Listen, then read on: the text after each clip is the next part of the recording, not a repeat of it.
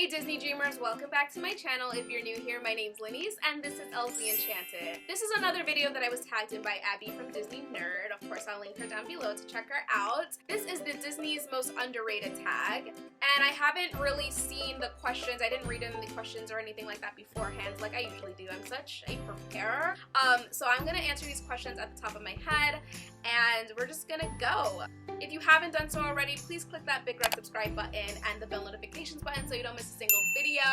Be a part of my Disney family. I'd love to have you. There are 11 questions to go to, so I'm just gonna kind of go ahead and jump right in. The first question is, favorite underrated movie? I have so many favorite Disney movies.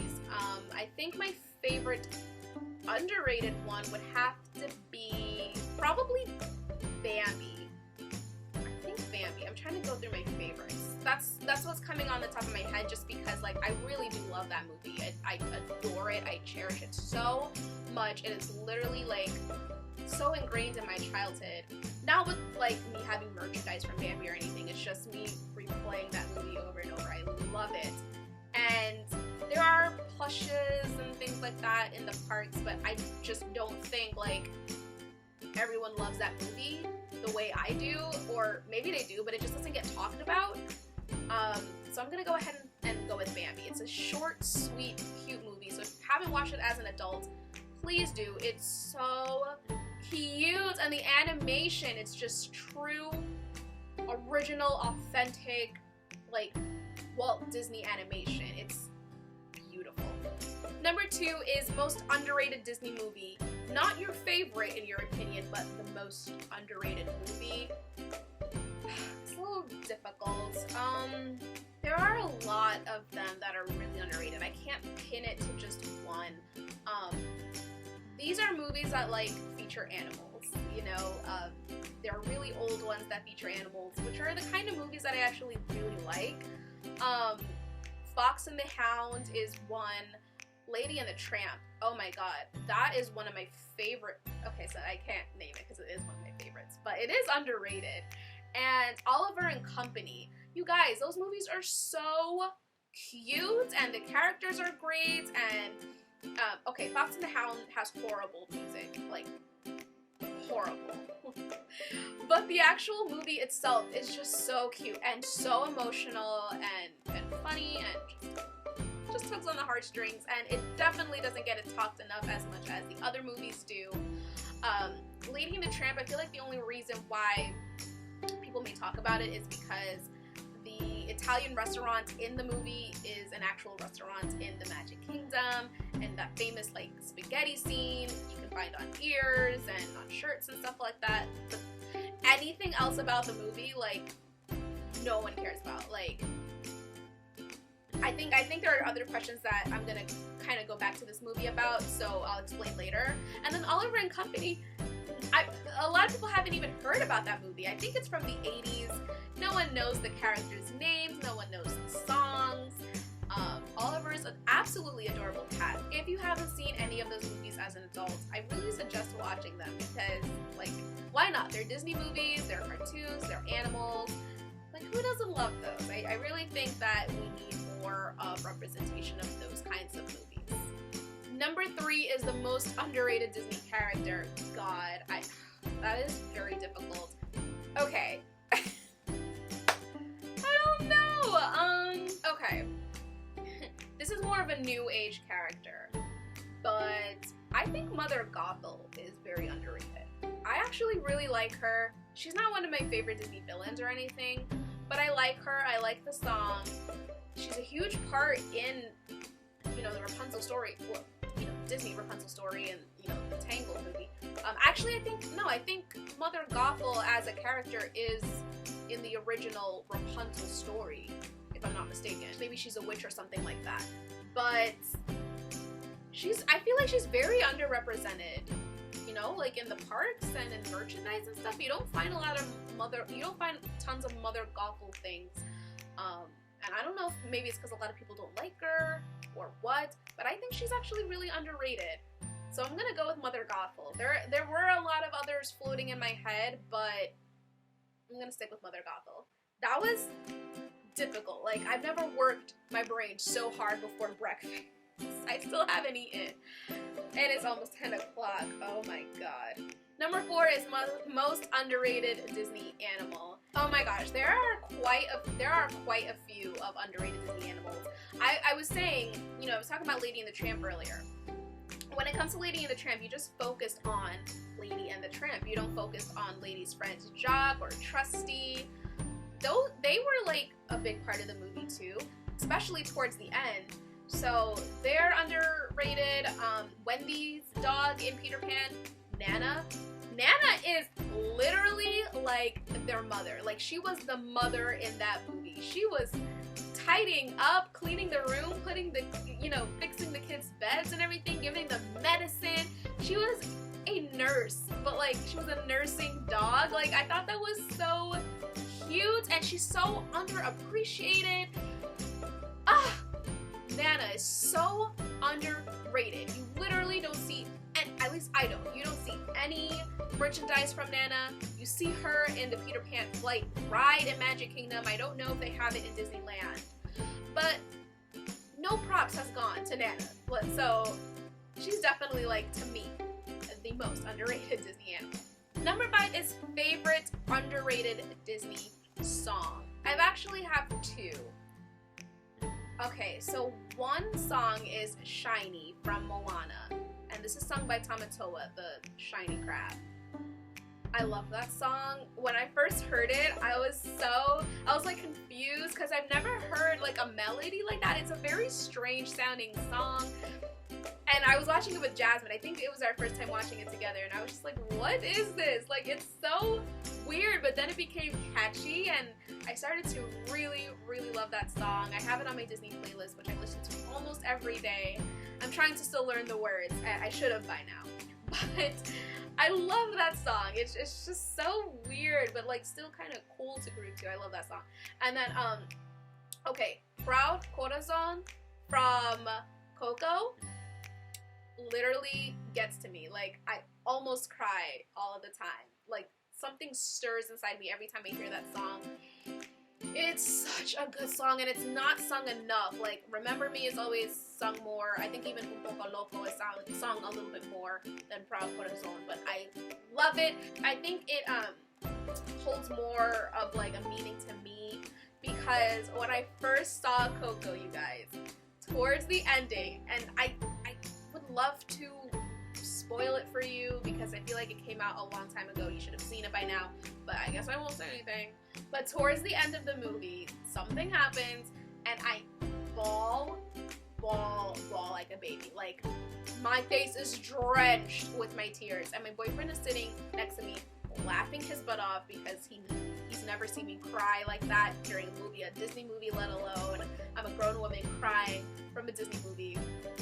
So here I am bawling, and this song is playing, and it's just like all the emotions coming together, everything that's going on with that song and everything playing. It was just like, it made it 10 times better and worse, you know, with the crying.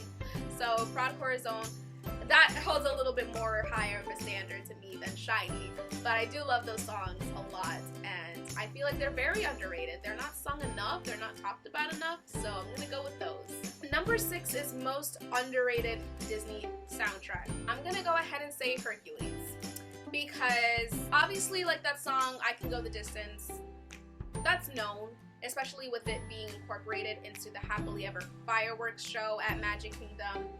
But like the other songs, I don't really hear much about. The Gospel Truth, oh my gosh, Zero to Hero is like one of my absolute favorite Disney songs. Oh god, what's it called? The Meg song, I Won't Say I'm in Love.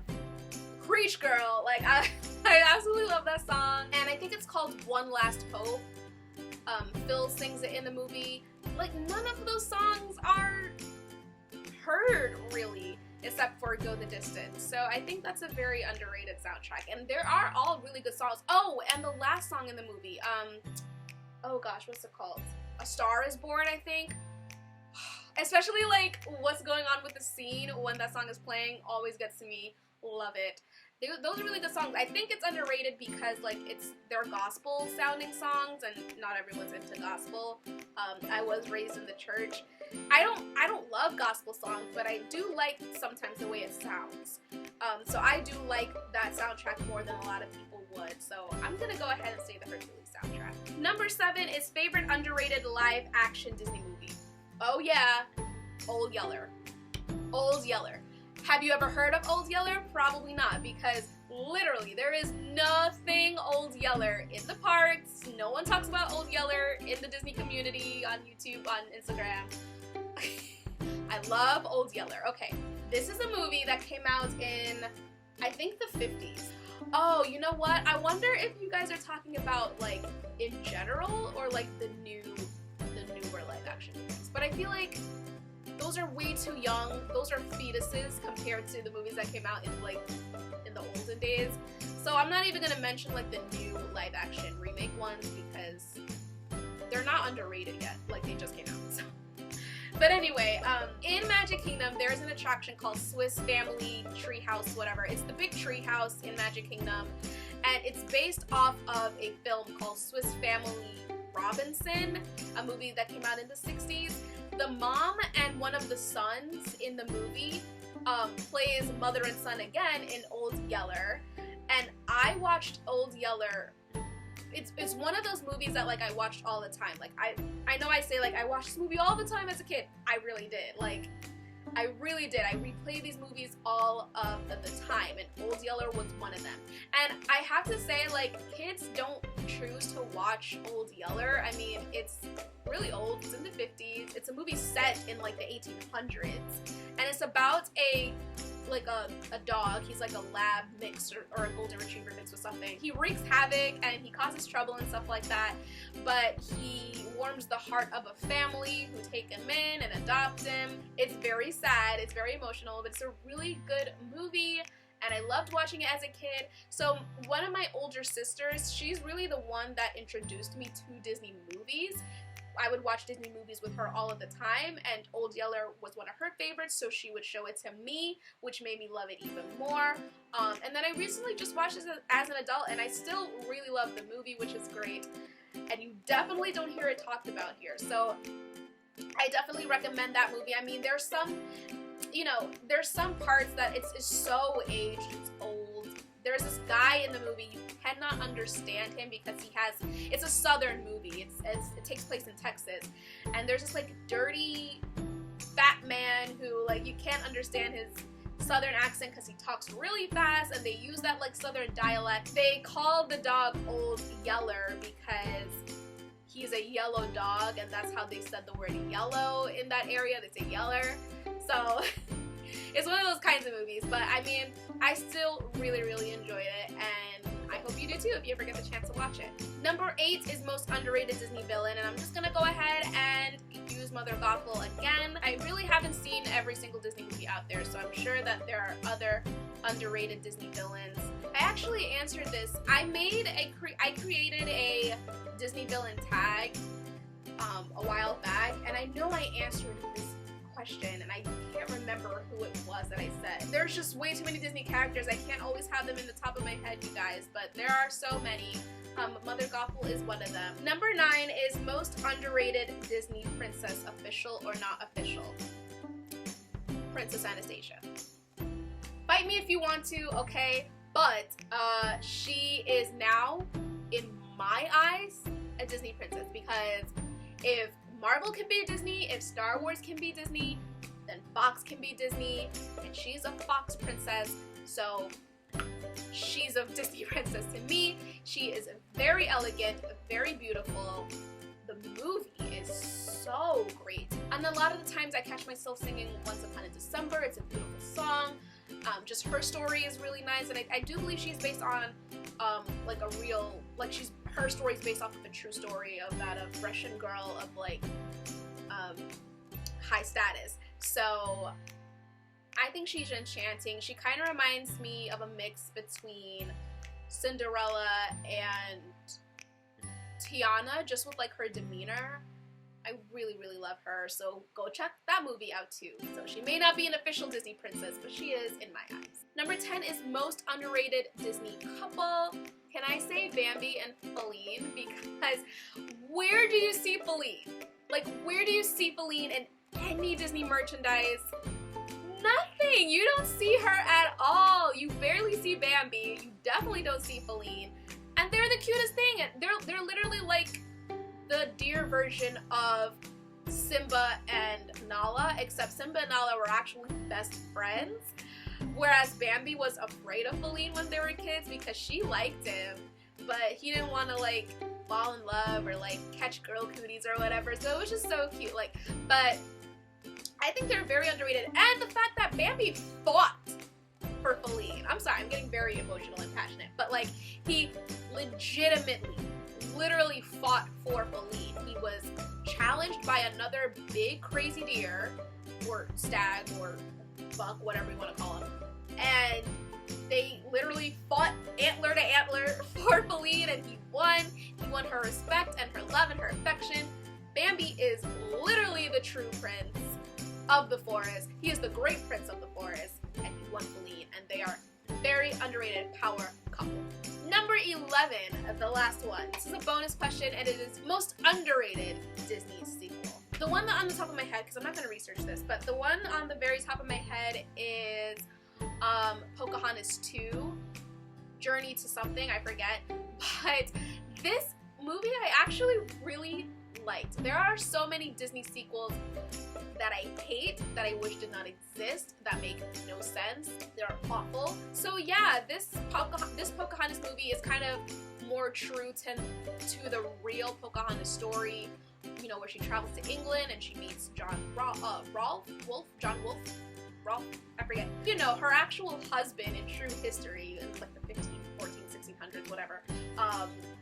So those events actually happened in the second movie, although of course they didn't kill her in the second movie because it's Disney. They can kill moms, but they can't kill Disney princesses. So yeah, that's a little bit more true to the actual true story of Pocahontas. And I actually liked John, what is his name? The other John. I liked his character way more than John Smith. John Smith to me is just kind of boring, although he tries not to be. Like, I don't really care for John Smith. He's okay, but whatever. But I liked this John. Or Ralph, I forget. I like him so much better. And I liked the characters in this movie. It was really good. Another one that's underrated, I feel that's one of my favorites, is the Little Mermaid sequel. The third one is awful. It's god awful, but the second sequel, the actual direct sequel to the first movie, I wouldn't say really like, but I do like it. I like Melody. She's sometimes annoying, but whatever. I like the songs and the characters, and the relationship dynamic between Ariel and her daughter I think is really cool. And I think Morgana, I think she's the villain, like Ursula's sister. She wasn't horrible, but she wasn't great. Nothing can compare to Ursula. But those two are definitely underrated sequels. You don't really get to hear them talk much about it. No one really watches the sequels, like especially if they're direct to DVD. No one really watches them unless they're like a true hard fan. But then again, the sequels don't really get talked much about unless they are released into the theaters and it's like a known thing. You guys, I talked way much more than I wanted to in this video. If you actually stuck around for that, thanks. I'm surprised, but thanks, and I really appreciate it. If you like this video, please give it a thumbs up. I will try harder next time to do research so that it's quicker and to not talk so much in these videos because this is going to be editing torture. Thank you so much for watching, and I'll see you in my next video. Bye!